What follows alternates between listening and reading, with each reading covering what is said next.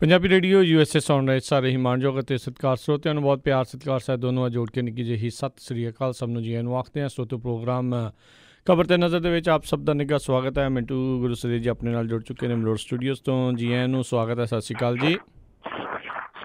ਸ਼ੁਕਰੀਆ ਜੀ ਸਾਰਿਆਂ ਨੂੰ। ਸਤਿ ਸ਼੍ਰੀ ਅਕਾਲ ਜੀ। ਸਾਡੇ ਅੱਜ ਦੇ ਪ੍ਰੋਗਰਾਮ ਖਬਰ ਤੇ ਨਜ਼ਰ ਨੂੰ ਸਪਾਂਸਰ ਕਰਦੇ ਨੇ ਖਾਲਸਾ ਇੰਸ਼ੋਰੈਂਸ ਏਜੰਸੀ ਵਾਲੇ, ਜਿਨ੍ਹਾਂ ਦੇ ਕੋਲੋਂ ਤੁਸੀਂ ਹਰ ਇੱਕ ਤਰੀਕੇ ਦੀ ਇੰਸ਼ੋਰੈਂਸ ਕਰਵਾ ਸਕਦੇ ਹੋ। ਪੂਰੇ ਅਮਰੀਕਾ ਭਰ ਦੇ ਵਿੱਚ ਇੰਸ਼ੋਰੈਂਸ ਕਰਦੇ ਨੇ। ਇੰਸ਼ੋਰੈਂਸ ਬਾਰੇ ਪਤਾ ਕਰਨ ਲਈ ਕਾਲ ਕਰੋ ਨੰਬਰ 408-272-2500। ਇਸ ਦੇ ਨਾਲ Krishan Dhanota, Yuba City, Satpal Singh, Tracy, Jassi Gill plumbing ਵਾਲੇ, Bakersfield, GN tyre and lube ਵਾਲੇ, ਜਿਨ੍ਹਾਂ ਕੋਲ truck wash, oil change, air brake ਦਾ ਕੰਮ ਕਰਵਾ ਸਕਦੇ ਹੋ। ਨਵੇਂ ਪੁਰਾਣੇ ਟਾਇਰ ਵਾਜਿਬ ਕੀਮਤਾਂ 'ਤੇ ਖਰੀਦ ਸਕਦੇ ਹੋ।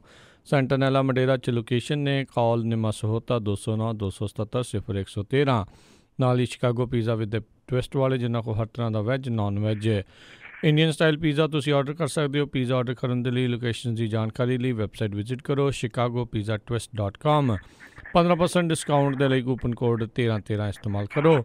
ਨਾਲ ਹੀ West Coast truck driving school Fresno, ਜਿਹੜੇ ਕਿ ਤੁਹਾਨੂੰ ਟਰੱਕ ਦਾ ਲਾਇਸੈਂਸ ਵਧੀਆ ਸਿਖਲਾਈ ਦੇ ਕੇ ਲੈਣ 'ਚ ਸਹਾਇਤਾ ਕਰਦੇ ਨੇ। ਹੋਰ ਜਾਣਕਾਰੀ ਲਈ ਕਾਲ ਅਜੀਤ ਅਟਵਾਲ 559-374-4541। ਇਹਨਾਂ ਸਾਰਿਆਂ ਦਾ ਬਹੁਤ ਬਹੁਤ ਧੰਨਵਾਦ। ਜੇਕਰ ਤੁਸੀਂ ਜਾਂ ਕੋਈ ਹੋਰ ਕਾਰੋਬਾਰ ਇਸ ਪ੍ਰੋਗਰਾਮ ਨੂੰ ਸਪਾਂਸਰ ਕਰਨਾ ਚਾਹੁੰਦੇ ਹੋ, ਸੰਪਰਕ ਕਰੋ 408-722-7698 ਦੇ ਉੱਤੇ। ਗੱਲਬਾਤ ਦਾ ਸਿਲਸਿਲਾ ਮਿੰਟੋ ਜੀ ਸ਼ੁਰੂ ਕਰਦੇ ਹਾਂ। ਕਹਿੰਦੇ ਸੁਰੱਖਿਆ ਬਲਾਂ ਤੇ ਊੜੀ ਤੋਂ ਵੀ ਵੱਡਾ ਅੱਤਵਾਦੀ ਹਮਲਾ, 40 ਤੋਂ ਵੱਧ ਜਵਾਨ ਸ਼ਹੀਦ, 25 ਜ਼ਖਮੀ। ਬਹੁਤ ਵੱਡਾ, ਮੇਰੇ ਖਿਆਲ ਦੇ ਨਾਲ ਹਿਸਟਰੀ ਦਾ ਬਹੁਤ ਵੱਡਾ ਇਸ ਤਰ੍ਹਾਂ ਸੁਰੱਖਿਆ ਦਸਤੇ ਦੇ ਕਾਫਲੇ ਤੇ ਹਮਲਾ ਨਾ, ਜਿਹੜਾ ਹਿਸਟਰੀ ਦਾ ਬਹੁਤ ਵੱਡਾ ਹਮਲਾ ਹੈ ਜੀ। ਇਸ ਸਮੇਂ ਮੌਤਾਂ ਦੀ ਤਾਦਾਦ ਹੈ ਜਿਹੜੀ ਉਹ 46 ਪਹੁੰਚ ਗਈ ਹੈ, ਯਾਨੀ 46 ਜਵਾਨ ਜਿਹੜੇ ਆ ਉਹ ਸ਼ਹਾਦਤ ਪਾ ਗਏ ਆ। ਹੋਰ ਵੀ ਇਹ ਆંકੜਾ ਵੱਧ ਸਕਦਾ, ਕਿਉਂਕਿ ਜਿਵੇਂ ਜਿਵੇਂ ਰਿਪੋਰਟਾਂ ਆਈ ਜਾਂਦੀਆਂ ਤਿਵੇਂ ਤਿਵੇਂ ਇਹ ਆંકੜਾ ਅੱਗੇ ਵਧੀ ਜਾਂਦਾ। ਸੋ ਇਹ ਆંકੜਾ ਹੋਰ ਨਾ ਵਧੇ, ਚਲੋ ਇਹ ਦੁਆ ਆ, ਪਰ ਹਮਲਾ ਬਹੁਤ ਵੱਡਾ ਸੀਗਾ। ਇਹ ਹਮਲਾ ਹੋਇਆ ਜੰਮੂ ਕਸ਼ਮੀਰ ਦੇ ਪੁਲਵਾਮਾ ਜ਼ਿਲ੍ਹੇ ਦੇ ਵਿੱਚ। ਇੱਧਰੋਂ ਜਦੋਂ ਜੰਮੂ ਸਾਈਡ ਤੋਂ ਸ਼੍ਰੀਨਗਰ ਨੂੰ ਜਾ ਰਹੇ ਸੀਗੇ CRPF ਦੇ ਕਾਫਲੇ 'ਚ ਤਕਰੀਬਨ 2500 ਦੇ ਕਰੀਬ ਜਵਾਨ, ਤਾਂ ਇੱਕ ਬੱਸ ਤੇ ਹਮਲਾ ਕੀਤਾ ਗਿਆ। ਇਹ ਜਿਹੜਾ ਆਤਮਘਾਤੀ ਹਮਲਾ ਸੀਗਾ। ਇੱਕ ਸਿਵੀਲੀਅਨ ਗੱਡੀ ਗਈ ਹੈ ਰਸਤੇ ਦੇ ਵਿੱਚ, ਉਹਨੇ ਟੱਕਰ ਮਾਰੀ ਹੈ ਇੱਕ ਬੱਸ ਨੂੰ, ਕਿਉਂਕਿ ਬੱਸਾਂ ਦੇ ਵਿੱਚ ਜਵਾਨ ਜਾ ਰਹੇ ਸੀਗੇ। ਤਾਂ ਜਿਹੜੀ ਬੱਸ ਦੇ ਨਾਲ ਫਿਰ ਉਹ ਟੱਕਰ ਮਾਰੀ ਆ ਉਸ ਫਦਾਈ ਨੇ, ਉਹ ਚੀਥੜੇ ਉੱਡ ਗਏ। ਉਹ ਕਿਹੜੀ ਗੱਡੀ ਸੀ ਜਿਹਦੇ ਵਿੱਚ ਆ ਕੇ ਉਸ ਹਮਲਾਵਰ ਨੇ ਹਮਲਾ ਕੀਤਾ, ਉਹ ਵੀ ਨਹੀਂ ਹਾਲੇ ਤੱਕ ਪਤਾ ਲੱਗ ਸਕਿਆ। ਇੰਨੀ ਬੁਰੀ ਤਰ੍ਹਾਂ ਚੀਥੜੇ ਉੱਡੇ ਆ। ਔਰ ਦੂਸਰੇ ਪਾਸੇ ਜਿਹੜੀ ਬੱਸ ਦੇ ਵਿੱਚ ਵੱਜੀ ਉਹ ਗੱਡੀ ਜਿਹਦੇ 'ਚ ਐਕਸਪਲੋਜ਼ਿਵ ਸੀਗਾ, ਉਹ ਬੱਸ ਵੀ ਫਿਤਾ ਫਿਤਾ ਹੋ ਗਈ ਆ। ਤੁਸੀਂ ਆਪ ਹਿਸਾਬ ਲਾ ਲਓ ਕਿ ਲੋਹਾ ਜਦੋਂ ਫਿਤਾ ਫਿਤਾ ਹੋ ਜਾਂਦਾ ਤੇ ਉੱਥੇ 5 ਤੱਤਾਂ ਦਾ ਸਰੀਰ, ਉਹਦਾ ਕੀ ਹਾਲ ਹੋਇਆ ਹੋਊਗਾ। ਸੋ ਬਹੁਤ ਵੱਡਾ ਹਮਲਾ, ਚੀਥੜੇ ਉੱਡ ਗਏ। ਸੋ ਗਿਣਤੀ ਬਹੁਤ ਜ਼ਿਆਦਾ ਆંકੜਾ ਜਿਹੜਾ ਇਹ ਬਹੁਤ ਵੱਡਾ। ਬਾਕੀ ਜਿਹੜੇ ਜ਼ਖਮੀ ਆ ਉਹਨਾਂ ਨੂੰ 92 ਬੇਸ ਹਸਪਤਾਲ ਦੇ ਵਿੱਚ ਭਰਤੀ ਕਰਵਾਇਆ ਗਿਆ, ਪਰ ਉੱਥੋਂ ਵੀ ਦੱਸਦੇ ਆ ਕਿ ਲਿਆਂਦਾ ਜਾ ਰਿਹਾ ਜ਼ਖਮੀ ਜਵਾਨਾਂ ਨੂੰ। ਇਹਦਾ ਮਤਲਬ ਹੈ ਕਿ ਦੇਖੋ 92 ਬੇਸ ਹਸਪਤਾਲ ਹੈ ਜਿਹੜਾ, ਉੱਥੇ ਮਾੜੀ ਜੀ ਵੀ ਉਮੀਦ ਹੋਵੇ ਡਾਕਟਰ ਬਚਾ ਲੈਂਦੇ ਆ ਬੰਦੇ। ਇਹਦਾ ਮਤਲਬ ਕਿ ਜਿਹੜੇ ਜ਼ਖਮੀ ਆ ਉਹਨਾਂ ਦੀ ਹਾਲਤ ਵੀ ਵਿੱਚੋਂ ਕਈਆਂ ਦੀ ਬਹੁਤ ਜ਼ਿਆਦਾ ਗੰਭੀਰ ਆ। ਇਹ ਆંકੜਾ ਜਿਹੜਾ ਉਹ ਅੱਗੇ ਕਿੰਨਾ ਵਧੂਗਾ ਦੇਖਣਾ ਹੋਊਗਾ। ਸੋ ਹੁਣ ਇੱਧਰੋਂ ਤੁਹਾਨੂੰ ਪਤਾ ਹੀ ਹੈ ਚੈਨਲਾਂ ਤੇ ਡਿਬੇਟ ਸ਼ੁਰੂ ਹੋ ਜਾਂਦੇ ਆ। ਫਿਰ ਸਿਆਸਤ ਆਪਣੀ ਥਾਂ ਤੇ ਆ ਜਿਹੜੀ ਉਹ ਉਬਾਲਾ ਖਾਂਦੀ ਆ, ਪਰ ਪੂਰਾ ਦੇਸ਼ ਹੀ ਉਬਲਿਆ। ਜਿਹੜੇ ਲੋਕ ਲਿਬਰਲ ਮਾਈਂਡਡ ਆ ਉਹ ਵੀ ਇਸ ਹਮਲੇ ਤੋਂ ਬਹੁਤ ਜ਼ਿਆਦਾ ਚਿੜੇ ਪਏ, ਬਹੁਤ ਜ਼ਿਆਦਾ ਦੁਖੀ ਆ।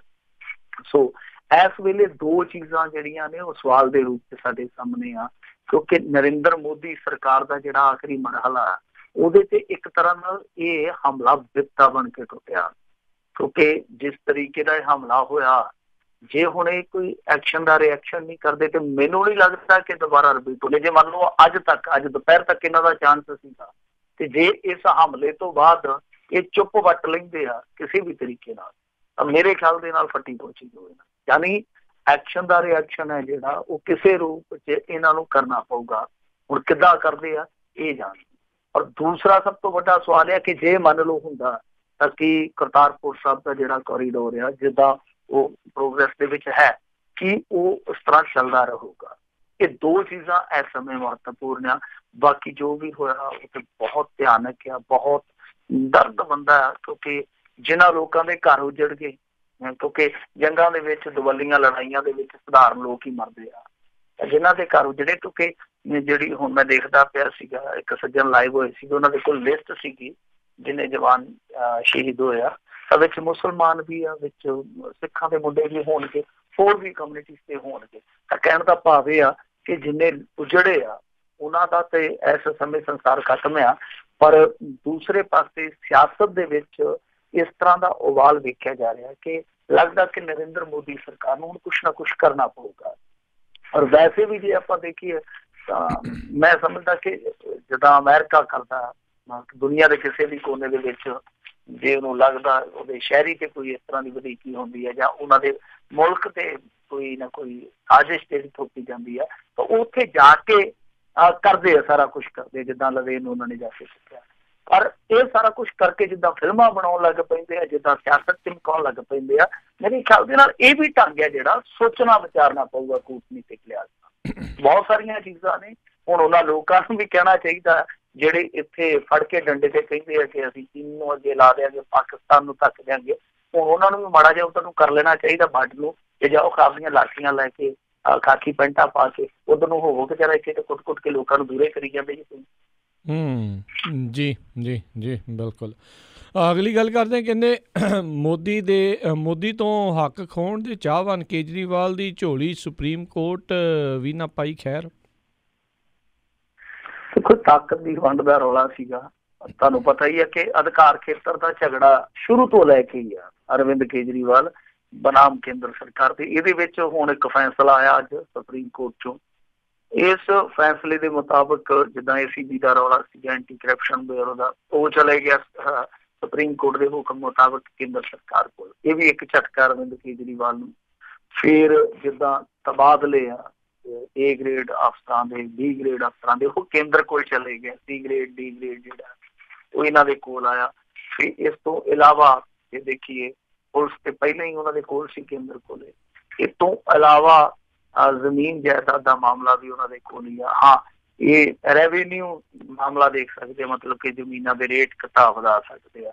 ਇਹਨਾਂ ਦੇ ਕੋਲ 2-3 ਚੀਜ਼ਾਂ ਹੀ ਰਹਿ ਗਈਆਂ, ਮਸਲਨ ਇੱਕ ਤੇ ਬਿਜਲੀ, ਫਿਰ ਦੂਸਰਾ ਜਿੱਦਾਂ ਜ਼ਮੀਨਾਂ ਦੇ ਰੇਟ ਬਾਰੇ ਮੈਂ ਤੁਹਾਨੂੰ ਕਿਹਾ, ਤੀਸਰਾ ਇੱਕ ਹੋਰ ਰੌਲਾ ਸੀਗਾ ਕਿ ਅਫਸਰਾਂ ਦਾ ਜਿਹੜਾ ਤਬਾਦਲਾ, ਜਿਵੇਂ ਖਾਸ ਤੌਰ ਤੇ IAS ਵਗੈਰਾ ਜਿਹੜੇ, ਤਾਂ ਉਸ ਚੀਜ਼ ਨੂੰ ਲੈ ਕੇ ਕਰੇੜਕਾ ਜੱਜਾਂ ਦੇ ਵਿੱਚ ਵੀ ਵੇਖਣ ਨੂੰ ਪਿਆ, ਕਿਉਂਕਿ ਡਬਲ ਬੈਂਚ ਸੁਣਵਾਈ ਕਰਦਾ ਪਿਆ ਸੀਗਾ।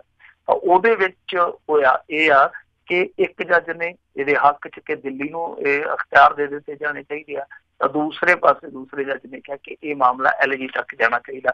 ਤਾਂ ਜਦੋਂ ਦੋ ਰਾਏ ਵੰਡ ਗਈਆਂ ਤਾਂ ਫਿਰ ਇਹ ਫੈਸਲਾ ਹੋਇਆ ਕਿ 3 ਜੱਜਾਂ ਦੀ ਬੈਂਚ ਕੋਲੇ ਮਾਮਲਾ ਭੇਜਿਆ ਜਾਵੇ।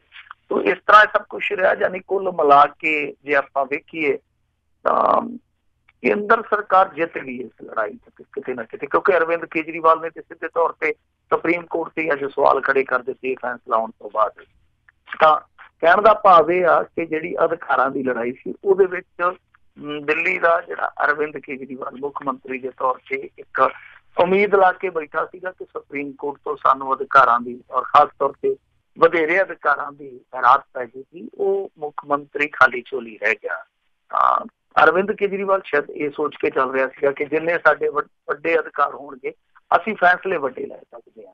ਤਾਂ ਕੁੱਲ ਮਿਲਾ ਕੇ ਹੁਣ ਇਹ ਵੇਖਣਾ ਹੋਏਗਾ ਕਿ ਇਹ ਹੀਰ ਮੁੱਕਦੀ ਹੈ, ਸਰੰਗੀ ਟੁੱਟਦੀ ਹੈ ਜਾਂ ਇਹ ਗਾਥਾ ਅੱਗੇ ਚੱਲਦੀ ਹੈ, ਕਿਉਂਕਿ ਅਰਵਿੰਦ ਕੇਜਰੀਵਾਲ ਨੇ ਜਿਸ ਤਰੀਕੇ ਨਾਲ ਅੱਜ ਇਸ ਫੈਸਲੇ ਨੂੰ ਕਹਿ ਦਿੱਤਾ ਕਿ ਇਹ ਗੈਰ ਸੰਵਿਧਾਨਕ ਆ, ਉਹ ਆਪਣੇ ਆਪ ਦੇ ਵਿੱਚ ਬਹੁਤ ਵੱਡਾ ਇੱਕ ਤਰ੍ਹਾਂ ਨਾਲ ਕਹਿ ਲਈਏ ਰਿਐਕਟ ਸੀਗਾ ਜੋ ਉਹਨਾਂ ਨੇ ਇਸ ਫੈਸਲੇ ਤੇ ਕੀਤਾ। ਪਰ ਇੱਕ ਗੱਲ ਪੱਕੀ ਆ ਕਿ ਅਧਿਕਾਰਾਂ ਦੀ ਇਹ ਲੜਾਈ ਮੁੱਕਦੀ ਨਹੀਂ, ਕਿਉਂਕਿ ਟੱਕਰਬਾਜ਼ੀ ਚੱਲਦੀ ਰਹੂ। ਜੀ ਜੀ ਜੀ। ਅਗਲੀ ਜਿਹੜੀ ਗੱਲ ਕਰਦੇ ਲੁਧਿਆਣਾ ਗੈਂਗ ਰੇਪ ਦੇ, ਕਹਿੰਦੇ ਸਾਰੇ ਮੁਲਜ਼ਮ ਆਏ ਅੜਿੱਕੇ। ਇਹਨਾਂ ਨੇ ਅੱਜ ਪ੍ਰੈਸ ਕਾਨਫਰੰਸ ਕਰਕੇ ਇਸ ਗੱਲ ਤੇ ਮੋਹਰ ਲਾ ਦਿੱਤੀ ਆ ਕਿ ਸਾਰੇ ਦੇ ਸਾਰੇ ਜਿਹੜੇ ਦੋਸ਼ੀ ਆ ਫੜੇ ਜਾ ਚੁੱਕੇ ਆ, ਤੇ ਜਿਹੜੇ ਫੜੇ ਗਏ ਆ ਉਹਨਾਂ 3 ਮੁਲਜ਼ਮਾਂ ਦਾ ਦੱਸਦੇ ਕਿ 7 ਰੋਜ਼ਾ ਰਿਮਾਂਡ ਇਹਨਾਂ ਨੇ ਲਿਆ ਹੋਇਆ। ਇਹ ਜਿਹੜੇ ਫੜੇ ਗਏ ਉਹਨਾਂ ਦੀ ਪਛਾਣ ਵੀ ਇਹਨਾਂ ਨੇ ਜ਼ਾਹਰ ਕਰ ਦਿੱਤੀ ਹੈ, ਜਿੱਦਾਂ ਇੱਕ ਦਾ ਨਾਂ ਸਾਦਕ ਅਲੀ ਹੈ, ਜਗਰੂਪ ਉਰਫ ਰੂਪੀ ਹੈ, ਸੂਰਮਾ, ਫਿਰ ਅਜੇ ਉਰਫ ਲਲਨ, ਸੈਫ ਅਲੀ ਤੇ ਇੱਕ ਨਾਬਾਲਗ ਹੈ। ਕਿਉਂਕਿ ਨਾਬਾਲਗ ਦਾ ਨਾਮ ਹੈ ਜਿਹੜਾ ਉਹ ਜਨਤਕ ਨਹੀਂ ਕਰਦੇ, ਕਿਉਂਕਿ ਸੁਪਰੀਮ ਕੋਰਟ ਦੀਆਂ ਹਦਾਇਤਾਂ ਨੇ। ਤੇ ਇਸ ਮਾਮਲੇ 'ਚ ਪੁਲਿਸ ਨੇ ਵੀ ਕਿਹਾ ਕਿ ਫਾਸਟ ਟਰੈਕ ਕੋਰਟ ਬਣਾਉਣ ਲਈ ਉਹ ਕਹਿਣਗੇ ਖੁਦ ਵੀ, ਜਿੱਦਾਂ ਮੁੱਖ ਮੰਤਰੀ ਨੇ ਕਿਹਾ। ਅਸੀਂ ਇਸ ਮਾਮਲੇ ਦੇ ਵਿੱਚ ਇਹੀ ਚਾਹੁੰਦੇ ਹਾਂ ਕਿ ਇਹ ਜਿਹੜੀਆਂ ਫਾਸਟ ਟਰੈਕ ਕੋਰਟ ਹੋਣ ਉਹਦੇ ਵਿੱਚ ਸੁਣਵਾਈ ਹੋਵੇ, ਜਲਦੀ ਤੋਂ ਜਲਦੀ ਇਨਸਾਫ ਹੈ ਜਿਹੜਾ ਦਿੱਤਾ ਜਾਵੇ।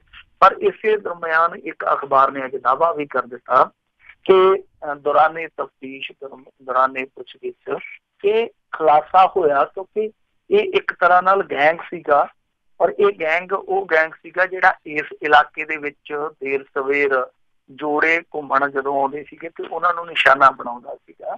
ਤਾਂ ਇਸ ਗੈਂਗ ਨੇ ਲੁੱਟਾਂ ਖਸੁੱਟਾਂ ਤੋਂ ਇਲਾਵਾ ਦੱਸਦੇ ਆ ਕਿ ਇਹ ਵੀ ਮੰਨਿਆ ਕਿ ਅੱਧੀ ਦਰਜਨ ਦੇ ਕਰੀਬ ਕੁੜੀਆਂ ਦੀ ਅੱਗੇ ਇਹਨਾਂ ਨੇ ਪੱਟ ਲੁੱਟੀ ਆ, ਕਿਉਂਕਿ ਦੇਖੋ ਜੋੜੇ ਆਉਂਦੇ ਸੀਗੇ, ਪਹਿਲਾਂ ਲੁੱਟਾਂ ਖਸੁੱਟਾਂ ਕਰਦੇ ਸੀਗੇ, ਉਹ ਲੋਕ ਲੱਜਾਂ ਦੇ ਚਲਦਿਆਂ ਜਾ ਕੇ ਨਹੀਂ ਸੀ ਦੱਸਦੇ ਤੇ ਇਹਨਾਂ ਦਾ ਹੌਸਲਾ ਗਾਂ ਵੱਧਦਾ ਗਿਆ। ਉਸ ਅਖਬਾਰ ਨੇ ਇਹੀ ਦਾਅਵਾ ਕੀਤਾ ਕਿ ਦੌਰਾਨੇ ਤਫਤੀਸ਼, ਦੌਰਾਨੇ ਪੁੱਛਗਿੱਛ ਇਸ ਚੀਜ਼ ਦਾ ਖੁਲਾਸਾ ਖੁਦ ਇਹਨਾਂ ਦੇ ਮੂੰਹੋਂ ਇਹ ਹੋਇਆ ਕਿ ਇਹਨਾਂ ਨੇ 6 ਦੇ ਕਰੀਬ ਹੋਰ ਵੀ ਕੁੜੀਆਂ ਦੀ ਪੱਟ ਲੁੱਟੀ ਆ। ਸੋ ਇਹ ਹੁਣ ਅਖਬਾਰੀ ਦਾਅਵਾ, ਅਧਿਕਾਰਤ ਤੌਰ ਤੇ ਅੱਜ ਦੀ ਪ੍ਰੈਸ ਕਾਨਫਰੰਸ ਦੇ ਵਿੱਚ ਤੇ ਇਹਦੀ ਪੁਸ਼ਟੀ ਨਹੀਂ ਹੋਈ।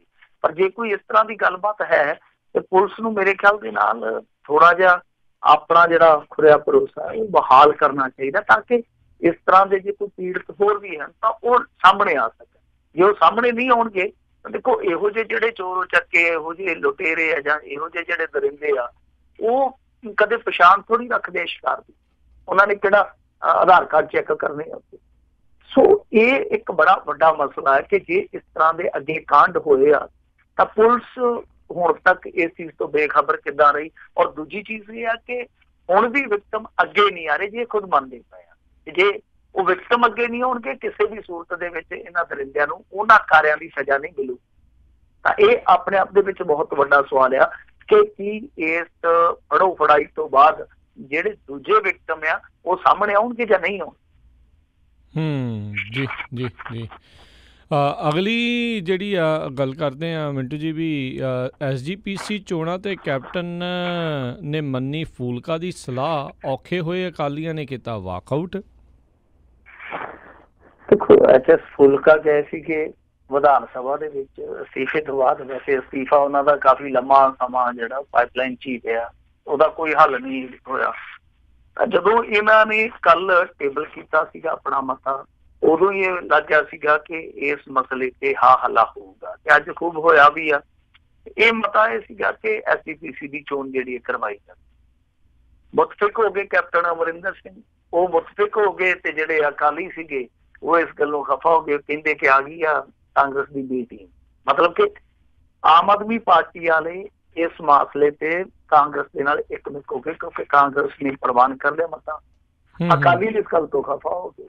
ਅਕਾਲੀ ਦੱਸਦੇ ਆ ਕਿ ਉੱਥੇ ਤੇ ਬੈਠੇ ਰਹੇ ਜਦੋਂ ਵੋਟਿੰਗ ਹੋਈ ਮਤੇ ਤੇ, ਬਾਅਦ ਦੇ ਵਿੱਚ ਬਾਹਰ ਆ ਕੇ ਕਹਿੰਦੇ ਕਿ SGPC ਦੀ ਚੋਣ ਹੋ ਵੀ ਜਾਵੇ, ਲੇਕਿਨ ਉੱਥੇ ਦੱਸਦੇ ਆ ਕਿ ਇਹਨਾਂ ਦੇ ਕਾਫੀ ਜਾਬਾਂ ਦੇ ਭੇਦ ਹੋਏ ਆ। ਇਸ ਮਾਮਲੇ ਦੇ ਵਿੱਚ ਹੁਣ ਇੱਕ ਚੀਜ਼ ਇਹ ਚੰਗੀ ਆ, ਮਤਾ ਪੈ ਗਿਆ ਕੇਂਦਰ ਦੇ ਕੋਲ, ਇਹ ਮਤਾ ਜਾਊਗਾ। ਮੰਗ ਕੀਤੀ ਹੈ ਜਿਹੜੀ ਇਲੈਕਸ਼ਨ ਜਲਦੀ ਕਰਵਾਇਆ ਜਾਵੇ, ਹੋ ਸਕਦਾ ਇਲੈਕਸ਼ਨ ਜਲਦੀ ਹੋ ਜਾਵੇ। ਪਰ ਅਕਾਲੀਆਂ ਨੇ ਇੱਥੋਂ ਤੱਕ ਕਿਹਾ ਵਾ ਕਿ ਮਤਾ ਪਾ ਹੀ ਨਹੀਂ ਸਕਦੀ ਵਿਧਾਨ ਸਭਾ, ਜਦ ਕਿ ਸਿੱਧੂ ਕਹਿੰਦਾ ਕਿ ਵਿਧਾਨ ਸਭਾ ਜਿਹੜੀ ਉਹ ਸੁਪਰੀਮ ਆ ਕਿਉਂਕਿ ਉਹ ਲੱਖਾਂ ਲੋਕਾਂ ਦੀ ਨੁਮਾਇੰਦਾ। ਤਾਂ ਇਸ ਕਰਕੇ ਇਹ ਕਹਿਣਾ ਗਲਤ ਆ ਕਿ ਵਿਧਾਨ ਸਭਾ ਮਤਾ ਨਹੀਂ ਪਾ ਸਕਦੀ। ਖੈਰ ਹੁਣ HS ਫੂਲਕਾ ਨੇ ਆਪਣਾ ਕੰਮ ਕਰ ਦਿੱਤਾ, ਕਾਂਗਰਸ ਨੇ ਆਪਣਾ ਕੰਮ ਕਰ ਦਿੱਤਾ, ਆਮ ਆਦਮੀ ਪਾਰਟੀ ਨੇ ਵੀ ਕੰਮ ਕਰ ਦਿੱਤਾ। ਆਮ ਆਦਮੀ ਪਾਰਟੀ ਬਾਹਰ ਆ ਕੇ ਇੱਥੋਂ ਤੱਕ ਕਹਿਣ ਲੱਗ ਪਈ ਇਹ ਦੇਖੋ ਜੀ ਗੋਲਕ ਚੋਰਾਂ ਨੂੰ ਜੇ ਭਜਾਉਣਾ ਤੇ ਜੇ ਸਾਨੂੰ ਉਹਦੇ ਵਾਸਤੇ ਕਿਸੇ ਦੀ ਵੀ ਇਮਦਾਦ ਲੈਣੀ ਪਈ ਤੇ ਅਸੀਂ ਲਵਾਂਗੇ। ਇਹਦੇ ਵਿੱਚ ਖਾਸ ਤੌਰ ਤੇ ਮੋਹਰੀ ਸੀਗਾ ਕੁਲਵੰਤ ਸਿੰਘ ਜਿਹੜਾ ਸੰਧਵਾਨ, ਕੁਲਤਾਰ ਸਿੰਘ ਸੰਧਵਾਨ, ਜਿਹੜਾ ਉਹਨੇ ਸਾਫ਼ ਤੌਰ ਤੇ ਕਿਹਾ ਕਿ ਜੇ ਕਾਂਗਰਸ ਦੀ ਸਪੋਰਟ ਕਰਨੀ ਪਈ ਜਾਂ ਲੈਣੀ ਪਈ ਤਾਂ ਅਸੀਂ ਝਿਜਕਾਂਗੇ ਨਹੀਂ। ਇਹ ਸਾਰਾ ਕੁਛ ਹੋਇਆ। ਹੁਣ ਦੇਖਦੇ ਹਾਂ ਕਿ ਇਸ ਸਾਲ ਦੇ ਵਿੱਚ, ਇਸ ਵਰੇ ਦੇ ਵਿੱਚ ਇਲੈਕਸ਼ਨ ਹੁੰਦਾ ਜਾਂ ਨਹੀਂ ਹੁੰਦਾ, ਕਿਉਂਕਿ ਮੈਨੂੰ ਨਹੀਂ ਲੱਗਦਾ ਕਿ ਜੂਨ ਜੁਲਾਈ ਤੋਂ ਪਹਿਲਾਂ ਕਿਸੇ ਵੀ ਕਿਸਮ ਦਾ ਇਲੈਕਸ਼ਨ ਕੋਈ ਦੂਸਰਾ ਸੰਭਵ ਆ, ਕਿਉਂਕਿ ਮਈ ਦੇ ਵਿੱਚ ਨਵੀਂ ਸਰਕਾਰ ਬਣੂਗੀ, ਉਸ ਤੋਂ ਬਾਅਦ ਹੀ ਦੂਸਰੇ ਕਿਸੇ ਇਲੈਕਸ਼ਨ ਦੀ ਪ੍ਰੋਸੀਡਿੰਗ ਚੱਲ ਸਕਦੀ ਆ। ਤੁਹਾਡੇ ਸਾਹਮਣੇ ਹੀ ਆ ਕਿ ਇਸ ਮਹੀਨੇ ਤੋਂ ਬਾਅਦ ਜਿਹੜਾ ਮਾਰਚ ਦਾ ਮਹੀਨਾ ਹੋਊਗਾ ਉਹਦੇ ਅੰਤਲੇ ਹਫ਼ਤੇ ਤੱਕ ਐਲਾਨ ਹੋ ਜਾਣਾ ਵੋਟਾਂ ਦਾ। ਵੋਟਾਂ ਪੈਣਗੀਆਂ, ਸਾਰਾ ਦੇਸ਼ ਹੈ ਜਿਹੜਾ ਉਹ ਵੋਟਾਂ ਦੇ ਵਿੱਚ ਰੁੱਝ ਜੂਗਾ। ਲੱਗਦਾ ਨਹੀਂ ਹੈ ਕਿ ਜਲਦੀ ਵੋਟਾਂ ਪੈਣਗੀਆਂ। हो सकता कि गां फिर अगस्त सितंबर के SGPC की चोन जी वो करवाई जा सके। तो हाले काफी समय इंतजार करना पऊगा, पर एक सवाल भी उठा HS फूलका से कि उन्हों का इस तरह इस्तीफा दे के इत्थे आना सही है कि नहीं आना।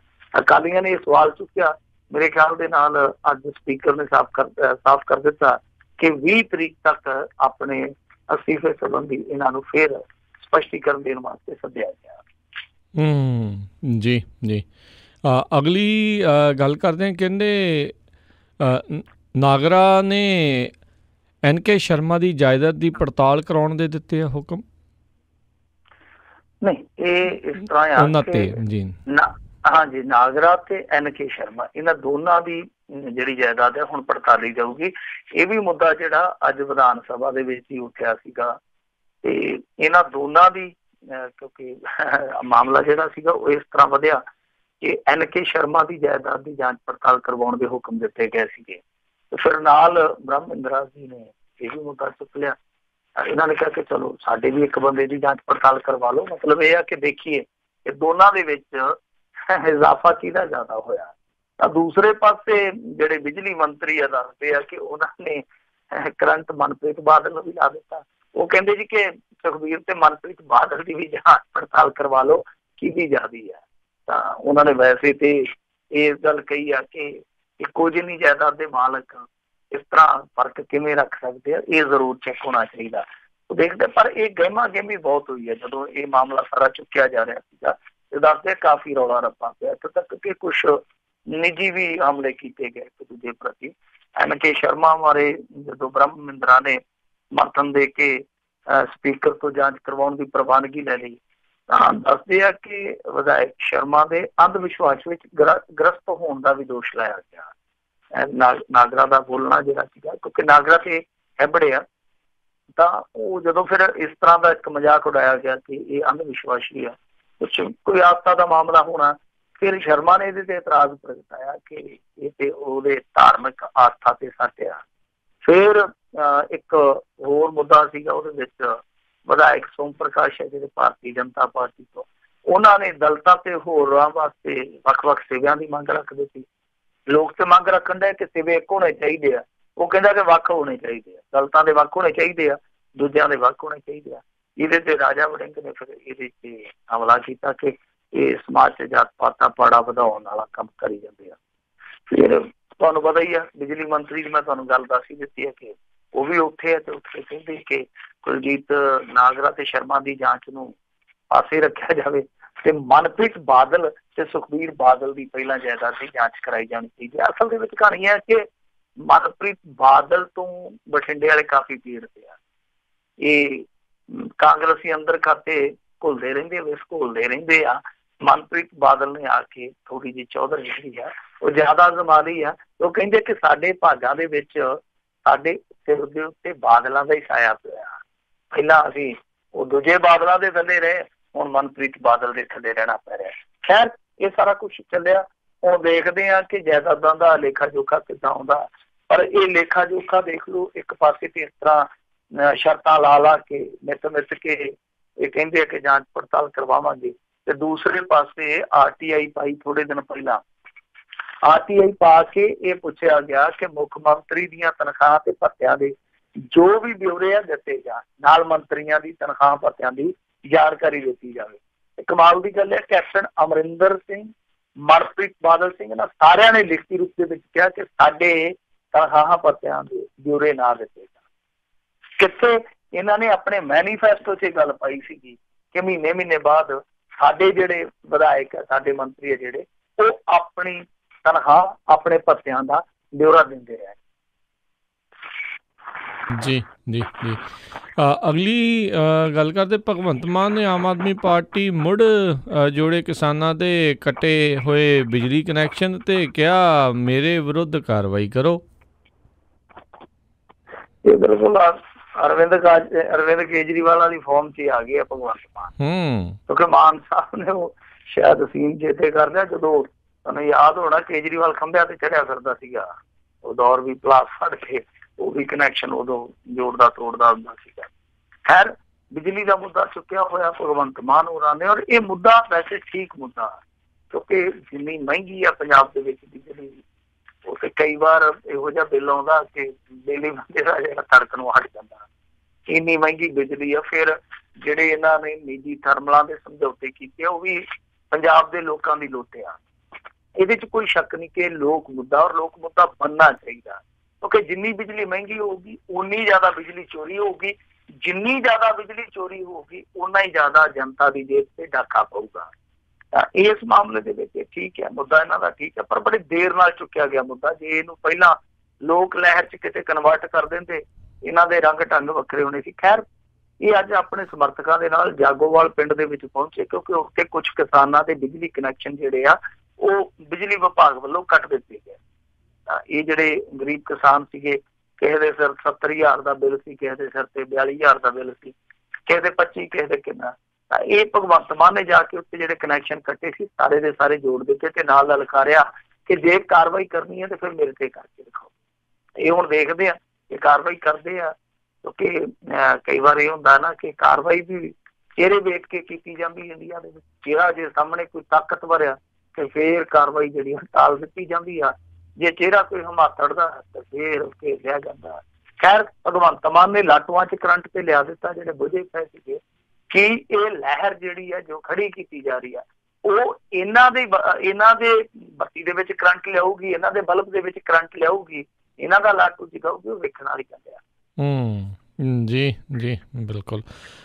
ਅਗਲੀ ਗੱਲ ਕਰਦੇ, ਕਹਿੰਦੇ ਸ਼ੇਰ ਸਿੰਘ ਘੁਬਾਇਆ ਥੋੜ੍ਹੇ ਦਿਨਾਂ ਤੱਕ ਕਹਿੰਦੇ ਫੜ ਲਿਆ ਜਾਵੇਗਾ ਪੰਜਾਬ, ਉਹ ਪੰਜੇ ਨੂੰ ਫੜਨਗੇ। ਹਾਂ ਬਿਲਕੁਲ, ਕਾਂਗਰਸ ਜੁਆਇਨ ਕਰ ਸਕਦੇ ਆ ਜਿਹੜੇ ਸੰਸਦ ਮੈਂਬਰ ਹੈ ਸ਼ੇਰ ਸਿੰਘ ਘੁਬਾਇਆ, ਕਿਉਂਕਿ ਉਹਨਾਂ ਨੇ ਆਪ ਹੀ ਸਾਫ਼ ਕਰ ਦਿੱਤਾ ਕਿ ਕਾਂਗਰਸ ਹਾਈਕਮਾਂਡ ਦੇ ਨਾਲ ਮੀਟਿੰਗ ਜਿਹੜੀ ਆ ਰੱਖੀ ਆ ਤੇ 1 ਹਫ਼ਤੇ ਦੇ ਅੰਦਰ ਅੰਦਰ ਪਤਾ ਲੱਗ ਜਾਊਗਾ ਕਿ ਉਹ ਕਿਸ ਪਾਰਟੀ ਤੋਂ ਲੋਕ ਸਭਾ ਦਾ ਇਲੈਕਸ਼ਨ ਲੜਨਗੇ। ਮਤਲਬ ਕਿ ਹਾਲੇ ਦੋਨਾਂ ਬੇੜੀਆਂ 'ਚ ਹੀ ਪੈ ਰਿਹਾ, ਜਿੱਧਰ ਕੰਮ ਸੂਤ ਆ ਗਿਆ, ਜਿੱਧਰੋਂ ਗੱਲ ਬਣ ਗਈ ਫਿਰ ਉਧਰ ਹੀ ਝੰਡਾ ਗੱਡਿਆ ਜਾਂਦਾ। ਕਹਿਣ ਦਾ ਭਾਵ ਇਹ ਆ ਕਿ ਉਹ ਗੱਲ ਬਣਾਉਣ ਜਾ ਰਹੇ। ਗੱਲ ਕੀ ਆ, ਕਿਉਂਕਿ ਦੇਖੋ ਮਨੋ ਤੇ ਕਾਂਗਰਸੀ ਹੋਏ ਆ, ਕੰਮ ਦਾ ਹੀ ਕੰਮ ਰਹਿ ਗਿਆ, ਬਾਹਰੋਂ ਚੋਲਾ ਹੀ ਉੱਡਣਾ। ਇਹ ਮੇਰੇ ਖਿਆਲ ਦੇ ਨਾਲ ਇੱਕ ਉਹ ਸੌਦਾ ਸੈਟਅਪ ਕੀਤਾ ਜਾ ਰਿਹਾ। ਸੌਦਾ ਸੈਟਅਪ ਏਦਾਂ ਆ ਕਿ ਦੇਖੋ ਮੇਰੇ ਖਿਆਲ ਦੇ ਨਾਲ ਸ਼ੇਰ ਸਿੰਘ ਘੁਬਾਇਆ ਜਿਹੜਾ ਉਹ ਕਾਂਗਰਸ ਦੇ ਕੋਲ ਪਹੁੰਚ ਕਰਕੇ, ਕਿਉਂਕਿ ਇੱਥੋਂ ਦਾ ਜਿਹੜਾ ਸਭ ਤੋਂ ਵੱਡਾ ਕਾਂਗਰਸੀ ਚਿਹਰਾ ਜਿਹਨੇ ਅੱਗੇ ਲੋਕ ਸਭਾ ਦਾ ਇਲੈਕਸ਼ਨ ਲੜਿਆ ਸੀਗਾ ਉਹ ਸੀ ਸੁਨੀਲ ਜਾਖੜ, ਤੇ ਉਹ ਹੁਣ ਪਹੁੰਚ ਚੁੱਕਾ ਗੁਰਦਾਸਪੁਰ।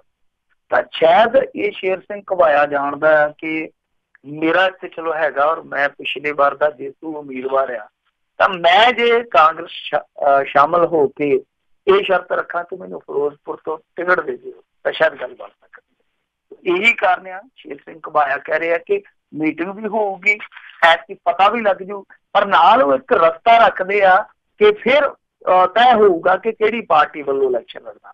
ਮਤਲਬ ਕਿ ਜਿੱਦਾਂ ਉਹਨਾਂ ਨੇ ਸੰਕੇਤ ਦਿੱਤਾ ਕਿ ਸੁਖਬੀਰ ਸਿੰਘ ਬਾਦਲ ਦੇ ਨਾਲ ਤੇ ਮੈਂ ਚੱਲਣਾ ਹੀ ਨਹੀਂ, ਔਰ ਸੁਖਬੀਰ ਸਿੰਘ ਬਾਦਲ 'ਚ ਇੰਨੀ ਹਿੰਮਤ ਨਹੀਂ ਮੈਨੂੰ ਕੱਢ ਦੇ। ਤਾਂ ਇਹੋ ਹੀ ਆ ਕਿ ਹੋ ਸਕਦਾ ਜੇ ਕਾਂਗਰਸ ਦੇ ਨਾਲ ਗੱਲ ਨਹੀਂ ਤੇ ਸ਼ੇਰ ਸਿੰਘ ਘੁਬਾਇਆ ਜਿਹੜਾ ਉਹ ਗੇਰ ਪਾ ਕੇ ਕੋਈ ਹੋਰ ਤੇ ਅਗਾਂਹ ਵੀ ਜਾ ਸਕਦਾ। ਤਾਂ ਇਲੈਕਸ਼ਨ ਜ਼ਰੂਰ ਲੜਨਾ, ਹੁਣ ਕਿਹੜੀ ਪਾਰਟੀ ਤੋਂ ਲੜਨਾ ਉਹਦੇ ਲਈ ਆਪਾਂ ਨੂੰ ਥੋੜਾ ਇੰਤਜ਼ਾਰ ਕਰਨਾ ਪਊਗਾ। ਜੀ ਜੀ ਜੀ। ਅਗਲੀ ਗੱਲ ਕਰਦੇ, ਕਹਿੰਦੇ ਸ਼ਰਾਬ ਦੀ ਭਰੀ ਗੱਡੀ ਪਲਟੀ ਆ, ਬੰਦੇ ਦੀ ਮੌਤ ਹੋ ਗਈ। ਚੜਿੱਕ ਪਿੰਡ ਆ ਮੋਗਾ ਦੇ ਕੋਲ, ਉੱਥੇ ਨਾਲ ਇੱਕ ਪਿੰਡ ਤਾਰੇ ਵਾਲਾ, ਉਹਦੇ ਲਾਗੇ ਇੱਕ ਗੱਡੀ ਪਲਟੀ ਹੈ ਸ਼ਰਾਬ ਦੀ, ਜਿਹਦੇ ਵਿੱਚ ਇੱਕ ਬੰਦੇ ਦੀ ਮੌਤ ਹੋ ਗਈ ਹੈ। ਦੱਸੇ ਕਿ ਗੱਡੀ 'ਚ 170 ਪੇਟੀਆਂ ਹਰਿਆਣਾ ਮਾਰਕਾ ਸ਼ਰਾਬ ਸੀਗੀ। ਯਾਨੀ ਇਹਦਾ ਮਤਲਬ ਇਹੋ ਹੀ ਆ ਕਿ ਸ਼ਰਾਬ ਜਿਹੜੀ ਆ ਉਹ ਬਲੈਕ ਹੋ ਕੇ ਆਉਂਦੀ ਪਈ ਸੀਗੀ। ਜਦੋਂ ਕਿਤੇ ਤਾਰੇ ਵਾਲੇ ਕੋਲ ਨਾਕਾ ਲੱਗਾ, ਉਹਨਾਂ ਨੇ ਵੇਖਿਆ ਤਾਂ ਫਿਰ ਗੱਡੀ ਜਿਹੜੀ ਭਜਾ ਲਈ। ਜਦੋਂ ਉਹ ਨਾਕਾ ਤੋੜ ਕੇ ਭੱਜਣ ਲੱਗੇ, ਪੁਲਿਸ ਮਗਰ ਲੱਗ ਗਈ ਤੇ ਉਹ ਜਿਹੜੀ ਗੱਡੀ ਪਲਟ ਗਈ। ਗੱਡੀ 'ਚ ਸਵਾਰ ਜਿਹੜੇ ਬੰਦੇ ਸੀ ਉਹਨਾਂ 'ਚ ਇੱਕ ਬੰਦੇ ਦੀ ਮੌਤ ਹੋ ਗਈ। 170 ਪੇਟੀਆਂ ਸ਼ਰਾਬ ਜਿਹੜੀ ਆ ਉਹ ਮੈਂ ਜਿਵੇਂ ਤੁਹਾਨੂੰ ਦੱਸਿਆ ਕਿ ਹਰਿਆਣੇ 'ਚੋਂ ਲਿਆਂਦੀ ਜਾ ਰਹੀ ਸੀ। ਤਾਂ ਇਹ ਇੱਕ ਬਹੁਤ ਵੱਡਾ ਜਿਵੇਂ ਕਹਿ ਲਈਏ ਕਿ ਇਸ ਸਮੇਂ ਬਲੈਕ ਦਾ ਸਾਧਨ ਬਣਿਆ ਪਿਆ ਸ਼ਰਾਬ ਵਾਲਾ, ਕਿ ਹਰਿਆਣੇ 'ਚੋਂ ਵੀ ਬਲੈਕ ਆ, ਰਾਜਸਥਾਨ 'ਚ ਵੀ ਬਲੈਕ ਆ। ਉਹਦਾ ਕਾਰਨ ਇਹੋ ਆ ਕਿ ਇਹਨਾਂ ਸੂਬਿਆਂ 'ਚ ਸ਼ਰਾਬ ਸਸਤੀ ਆ, ਸ਼ਰਾਬ ਦੇ ਰੇਟਾਂ ਦਾ ਫਰਕ ਆ। ਤਾਂ ਹੁਣ ਇਹਨਾਂ ਨੂੰ ਚਾਹੀਦਾ ਇਹੋ ਆ ਕਿ ਇਹ ਜਿਹੜਾ ਫਰਕ ਆ ਇਹ ਮਿਟਾ ਦੇਣ। ਪਰ ਮੈਂ ਤੇ ਕਹਿੰਦਾ ਕਿ ਦੇਖੋ ਤੇਲ ਦਾ ਵੀ ਇਹੋ ਹਾਲ ਆ, ਸਾਡੇ ਤਕਰੀਬਨ 1500 ਪੈਟਰੋਲ ਪੰਪ ਹੈ ਜਿਹੜੇ ਹੱਦਾਂ ਤੇ, ਜਿਵੇਂ ਚੰਡੀਗੜ੍ਹ ਤੋਂ ਲੈ ਕੇ ਰਾਜਸਥਾਨ ਤੱਕ, ਉਹ ਤਕਰੀਬਨ ਸੁੱਕੇ ਦੇ ਸੁੱਕੇ ਹੀ ਰਹਿ ਜਾਂਦੇ ਆ, ਕਿਉਂਕਿ ਉਹਨਾਂ ਇਲਾਕਿਆਂ ਦੇ ਵਿੱਚ ਤੇਲ ਦੇ ਰੇਟ ਫਰਕ ਹੋਣ ਕਰਕੇ ਤੇਲ ਬਾਹਰੋਂ ਆ ਜਾਂਦਾ, ਬਾਹਰਲੀਆਂ ਸਟੇਟਾਂ 'ਚ ਆ ਜਾਂਦਾ, ਤਾਂ ਪੰਜਾਬ ਦੇ ਮਾਲੀਏ ਨੂੰ ਸੱਟ ਪਹੁੰਚਦੀ ਹੈ। ਸ਼ਰਾਬ ਦਾ ਵੀ ਇਹੋ ਹਾਲ ਆ। ਸੋ ਸ਼ਰਾਬ ਤੇ ਤੇਲ ਦਾ ਮਸਲਾ ਹੱਲ ਕਰਨਾ ਚਾਹੀਦਾ ਸਰਕਾਰ ਨੂੰ। ਹੁਣ ਇਹ ਚਾਹੀਦਾ ਕਿ ਰੇਟ ਬਰਾਬਰ ਕਰ ਦਿੱਤੇ ਜਾਣ ਉਹਨਾਂ ਦੇ, ਤਾਂ ਕਿ ਬਲੈਕ ਰੁਕ ਜਾਵੇ, ਔਰ ਜਿੰਨੇ ਮਾਲੀਏ ਦੀ ਉਧਰੋਂ ਸੱਟ ਪਊਗੀ ਟੈਕਸ ਦੇ ਰੂਪ ਦੇ ਵਿੱਚ, ਤਾਂ ਉਹ ਵਿਕਰੀ ਦੇ ਨਾਲ ਦੁੱਗਣੀ ਭਰਪਾਈ ਕੀਤੀ ਜਾ ਸਕੇ। ਇਹ ਦੇਖਦੇ ਆ ਕਿ ਸੁਚੱਜੇ ਮਤ ਲੈਂਦੇ ਆ ਕਿ ਜਾਂ ਫਿਰ ਕੁਚੱਜੇ ਇਸੇ ਤਰ੍ਹਾਂ ਰਹਿੰਦੇ ਆ। ਜੀ ਜੀ ਮਿੰਟੂ ਜੀ, ਬਹੁਤ ਬਹੁਤ ਤੁਹਾਡਾ ਧੰਨਵਾਦ, ਤੁਸੀਂ ਸਾਡੇ ਨਾਲ ਜੁੜੇ, ਇਹਨਾਂ ਖਬਰਾਂ ਬਾਰੇ ਜਾਣਕਾਰੀ ਦਿੱਤੀਆਂ। ਅਗਲੀ ਵਾਰ ਤੱਕ ਲਈ ਬੜੀ ਮਿਹਰਬਾਨੀ, ਪਿਆਰ ਭਰੀ ਸਤਿ ਸ਼੍ਰੀ ਅਕਾਲ ਜੀ। ਜੀ ਤੇ ਸਰੋਤੇ, ਇੱਥੇ ਸਾਡਾ ਅੱਜ ਦਾ ਇਹ ਪ੍ਰੋਗਰਾਮ ਸਮਾਪਤ ਹੈ। ਮਿਲਾਂਗੇ ਤੁਹਾਨੂੰ ਸਾਰਿਆਂ ਨੂੰ ਅਗਲੀ ਵਾਰ, ਉਦੋਂ ਤੱਕ ਲਈ ਮੇਰੇ ਵੱਲੋਂ ਵੀ ਪਿਆਰ ਭਰੀ ਨਿੱਘੀ ਸਤਿ ਸ਼੍ਰੀ ਅਕਾਲ ਜੀ। ਉਹਦੇ ਵਾਸਤੇ ਰਹੋ, ਹੱਸਦੇ ਖੇਲਦੇ ਰਹੋ, ਸੁਣਦੇ ਰਹੋ ਪੰਜਾਬੀ ਰੇਡੀਓ USA।